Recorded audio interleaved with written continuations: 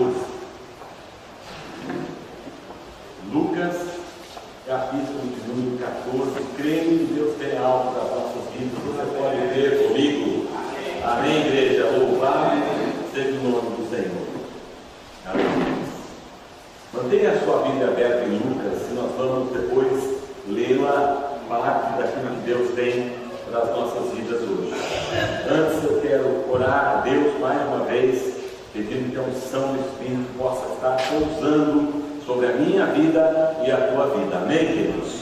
Pai Celestial, em nome de Jesus, mais uma vez, nós nos encontramos diante da tua santa presença, poderosa presença, maravilhosa presença, e nos prostramos diante da tua grandeza, Senhor. Nessa noite nós queremos ser impactados pela tua palavra. Queremos, ó Deus, sair daqui diferentes daquilo que entramos. Queremos poder ser sensíveis a ouvir a voz do Espírito Santo falando no nosso coração.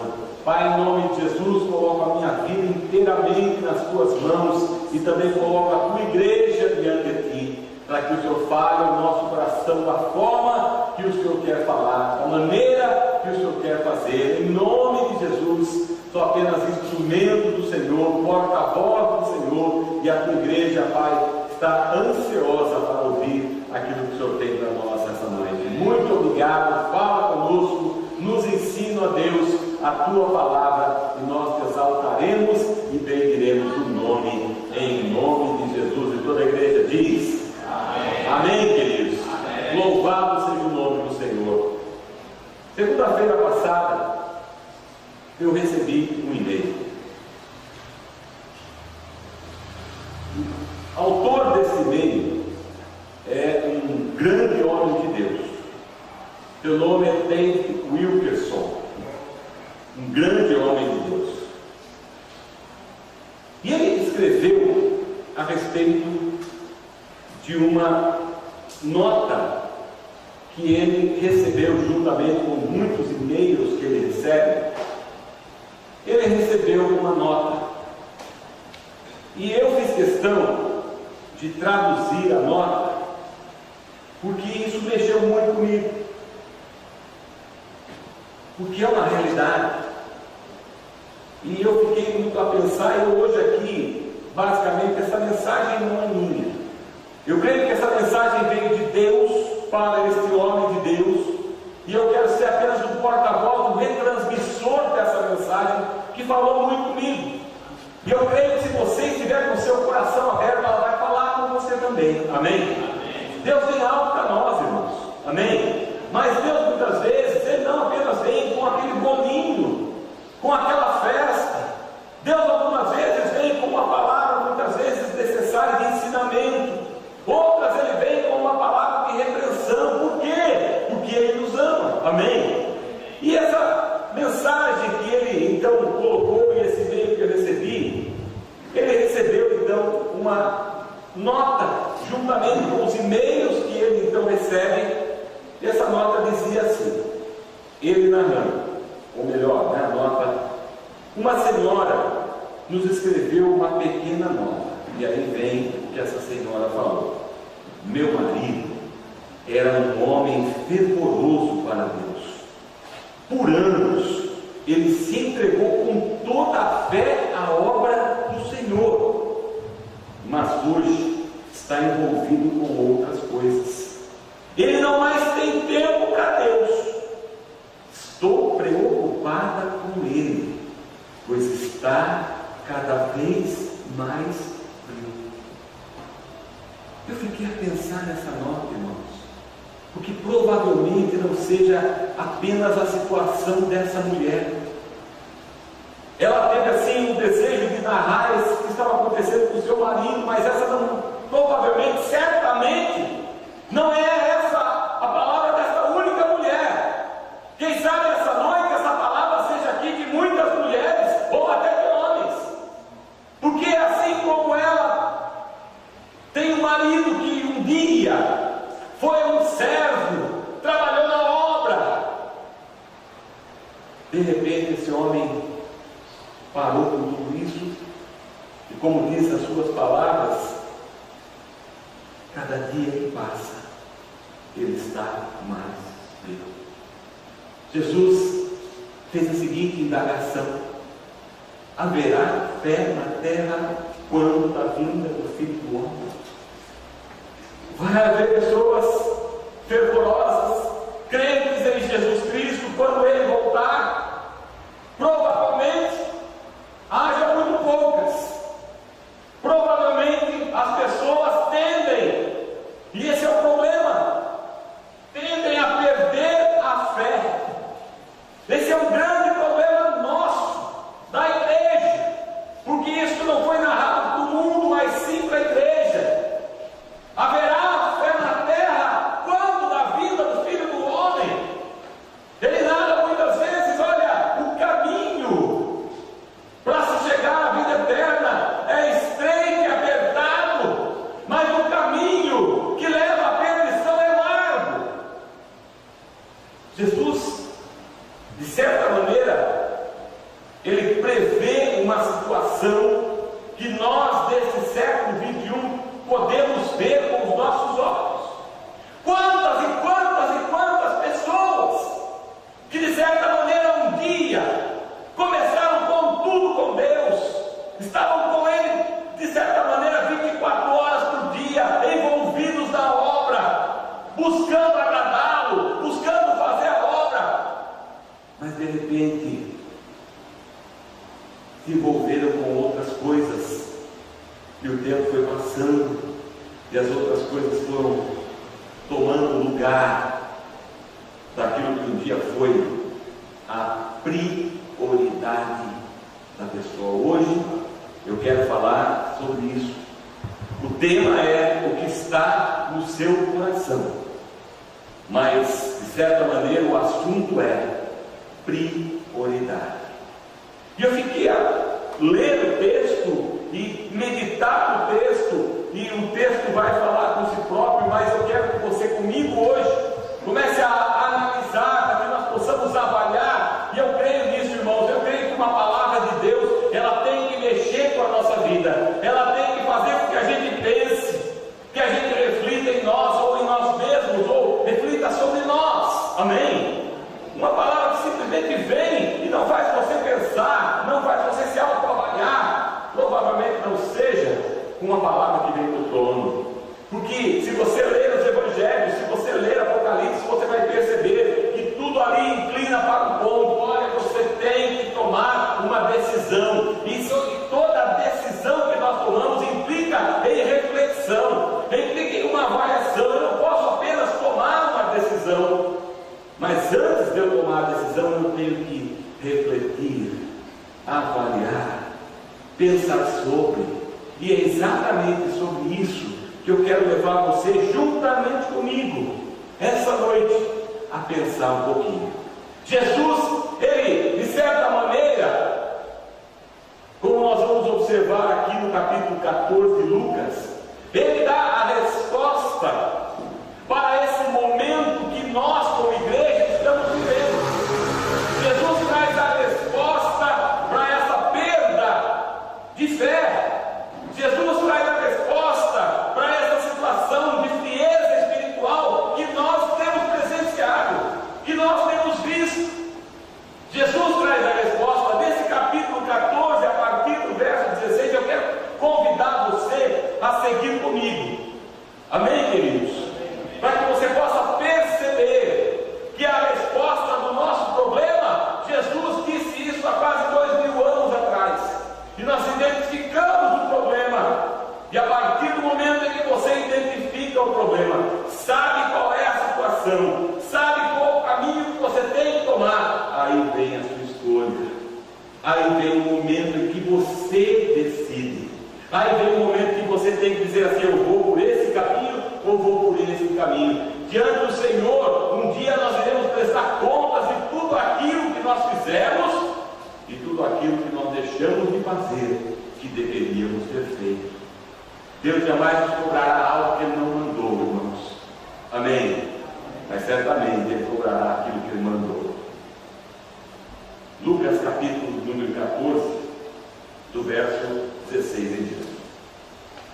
Diz assim a palavra do Senhor: porém, ele diz, Jesus está falando, certo homem fez uma grande ceia e convidou a muitos. E a hora da ceia, mandou o seu servo dizer aos convidados: vinde, que já tudo está preparado. E todos a uma começaram a desculpar-se. Disse-lhe o primeiro: comprei um campo e importa aí vê-lo. Rogo-te que me hajas por desculpado. E o outro disse: comprei 5 juntas de bois e vou experimentá-los. Rogo-me para que me hajas por desculpado. E outro disse: casei e portanto não posso ir. E voltando aquele servo, anunciou essas coisas ao seu senhor. Então o pai de família, indignado, disse ao seu servo: sai depressa pelas ruas e bairros da cidade e traze aqui os pobres e aleijados e mancos e cegos. E disse o servo: Senhor, feito está como mandaste, e ainda há lugar. E disse o Senhor ao seu servo: sai pelos caminhos e valados e força-os a entrar, para que a minha casa se encha. Porque eu vos digo que nenhum daqueles homens que foram convidados provará a minha ceia. Ora, ia com ele uma grande multidão, e voltando-se disse-lhe: se alguém vier a mim e não aborrecer ao seu pai, e mãe, e mulher, e filhos, irmãos, e irmãs, e ainda também a sua própria vida, não pode ser meu discípulo. E qualquer que não levar a sua cruz e não vier após mim, não pode ser meu discípulo. Pois qual de vós, querendo edificar, eu não vou ler os 28, só apenas até o 27. Mas a situação é essa, como acabamos de ler. O homem preparou uma grande festa. E obviamente que Jesus falava em parábolas. E uma parábola é um ensinamento através de algo natural. Ele está tentando mostrar algo espiritual. Jesus falava aos homens e às pessoas desta forma. E aos seus discípulos, de certa maneira, ele não falava assim. Mas a multidão, Jesus sempre falava em parábolas. De sorte que uma parábola representa um ensinamento, uma verdade espiritual através de algo natural. E aqui Jesus usa a parábola desse homem, dessa pessoa nobre, algumas versões dizem um rico, dizem um senhor. Se ele era senhor, implica que ele tinha posse. Ele era alguém que tinha muito dinheiro, quem sabe. E ele então fez uma grande festa. E ele mandou chamar os convidados. E como nós já lemos, cada um que ele mandou convidar, de certa maneira, não veio. E interessante observar, irmãos, que eles não vieram e cada um deles deu uma desculpa.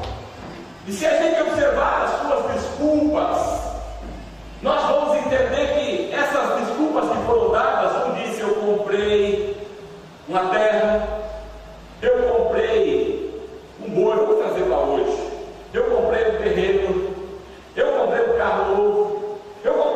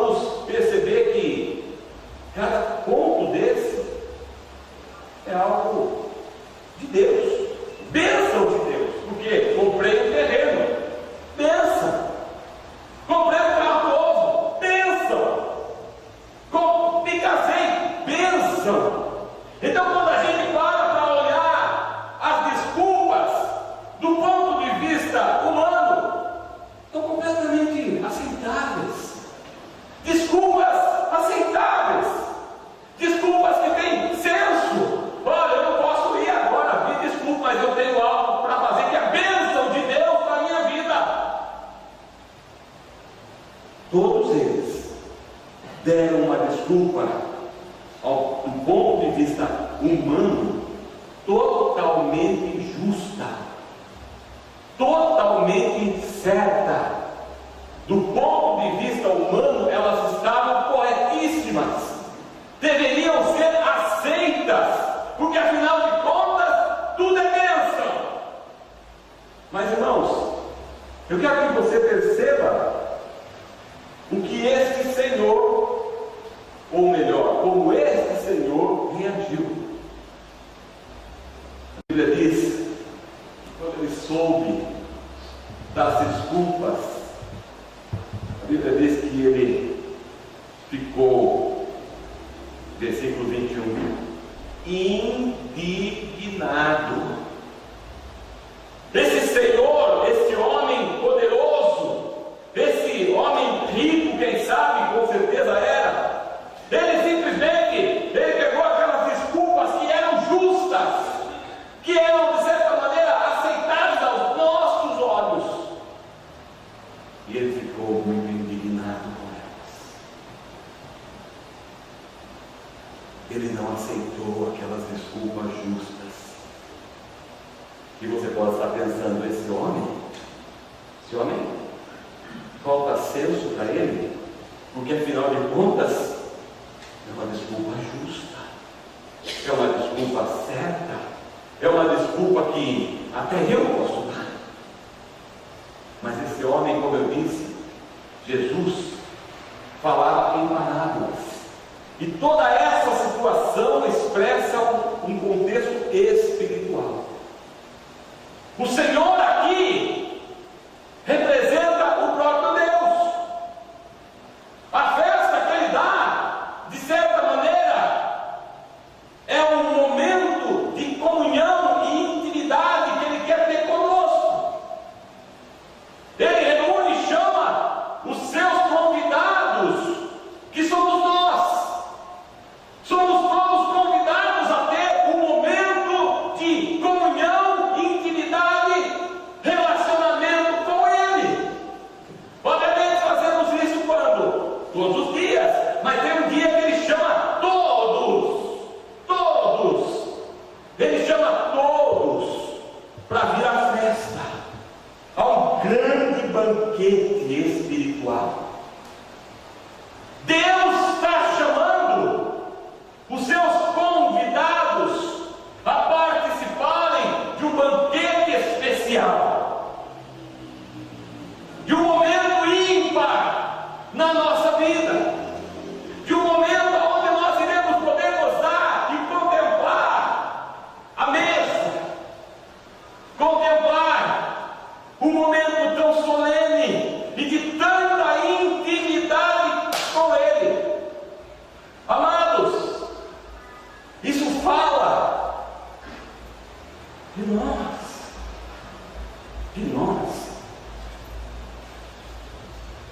e assim como aqueles homens que deram as suas desculpas, nós também temos dado muitas. Temos dado todo tipo de desculpa quando deixamos de comparecer ao banquete.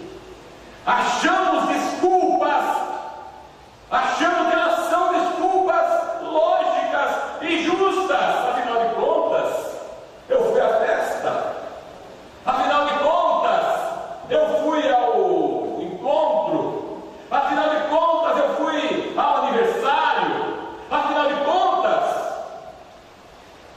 um pouco de Jesus. Avalie um pouco Jesus. Morre um parente de alguém ali. Quem sabe o pai? Quem sabe o pai de um de seus discípulos? E sabe o que Jesus fala para ele? Jesus, eu não posso comparecer hoje à reunião com o Senhor, porque meu pai morreu. Justo, não? Justíssimo. Sabe qual foi a resposta de Jesus? Deixa os mortos enterrarem seus mortos.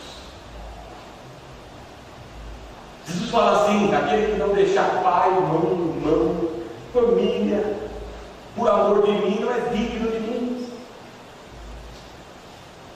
Obviamente ele não está dizendo que você tem que ignorar as pessoas. O que ele está tentando mostrar, tanto aqui quanto nessas outras parábolas e palavras que ele disse, é a questão da prioridade. Porque infelizmente, assim como esses homens aqui, a igreja hoje tem trocado e invertido todas as prioridades. Deixamos o momento do banquete para simplesmente satisfazer um desejo nosso, satisfazer uma vontade nossa. Esquecemos que o Senhor está esperando com o seu banquete preparado, e nós damos as mais esfarrapadas desculpas, e essas desculpas para nós são justas, e nós temos, ou melhor, Deus tem que aceitar. Afinal de contas, eu vou no aniversário, eu vou não sei aonde no casamento, eu vou não sei aonde, eu vou na festa, eu vou não sei o quê. Deus tem que aceitar. Mas não foi o caso aqui. Ele não aceitou. Ele não aceitou, irmãos, porque a Bíblia diz assim, ele disse, buscar em primeiro lugar o reino de Deus e a sua justiça, e todas as demais coisas serão acrescentadas. Mas nós invertemos a nossa prioridade. A prioridade que nós colocamos para a nossa vida é essa: eu em primeiro lugar, depois Deus. Na verdade é assim: eu, depois a situação, e se sobrar alguma coisa é Deus. Não entendemos ainda que quando nós viemos aqui essa noite, existe um banquete espiritual. Os anjos estão com bandeja servindo você naquilo que você precisa, naquilo que você deseja. Mas nós primeiramente pensamos só em nós, em satisfazer os nossos desejos, os nossos anseios, e nos esquecemos que o Senhor todos os domingos nos convida a cear. Nos esquecemos que todas as quintas o Senhor nos convida a cear com Ele. Nos esquecemos que em todos os encontros que nós temos, o Senhor nos convida a cear com Ele. E continuamos dando as nossas desculpas. Continuamos dizendo: hoje o Santos vai jogar, hoje o Corinthians vai jogar, hoje o Palmeiras vai jogar, hoje a seleção vai jogar. Eu não vou na igreja. Hoje me convidaram para a festa. Você já sabia que o Senhor tinha te convidado antes do banquete, mas afinal de contas, Senhor, casei, não vou. Irmãos, o casar aqui é bênção, como eu disse há pouco, mas infelizmente estamos dando desculpas. Sabe por quê, meu irmão? Porque o nosso coração não está em primeiro lugar em Deus. O nosso coração está em nós. E o Senhor diz uma coisa muito séria para a igreja. Ele fala assim: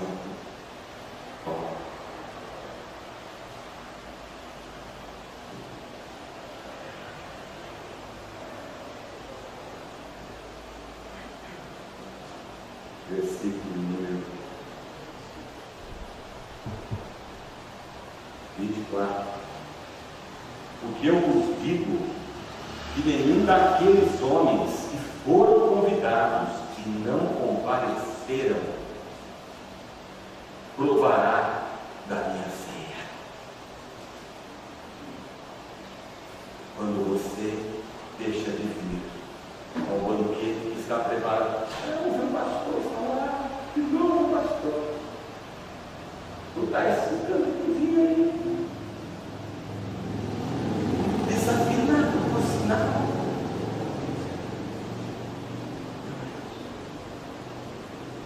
O Senhor tem feito um banquete nesse lugar. enxergar, porque se divertir banquetes, mas há um banquete espiritual sendo trazido a nós. O Senhor quer ter relacionamento e intimidade com cada um de nós desse banquete, mas nós continuamos a dar prioridade a nós e não para o Senhor. E não para o Senhor. E Ele diz: nenhum vai participar da minha ceia. Os que estão fazendo assim não participarão da minha ceia. Irmãos, quantas pessoas estão esfriando, estão frias já, porque tem trocado o banquete do Senhor por qualquer coisa. Não vai citar nomes aqui, você sabe do que eu estou falando. Tem trocado o banquete do Senhor por qualquer coisa, e a prioridade não é o Senhor. E se a prioridade não é o Senhor, algo está errado na nossa vida. Nós precisamos rever. Eu disse no início que hoje é um dia que Deus quer que a gente reflita na nossa vida. Onde está o seu coração? Onde está o seu coração? Seu coração está desejando pelo Senhor Jesus? Ou o seu coração está desejando as coisas deste mundo? Onde está o seu coração? Esta noite você precisa sair daqui e refletir na nossa. Eu preciso sair daqui e refletir na minha vida, e você precisa sair daqui e refletir na sua vida. Aonde está o seu coração?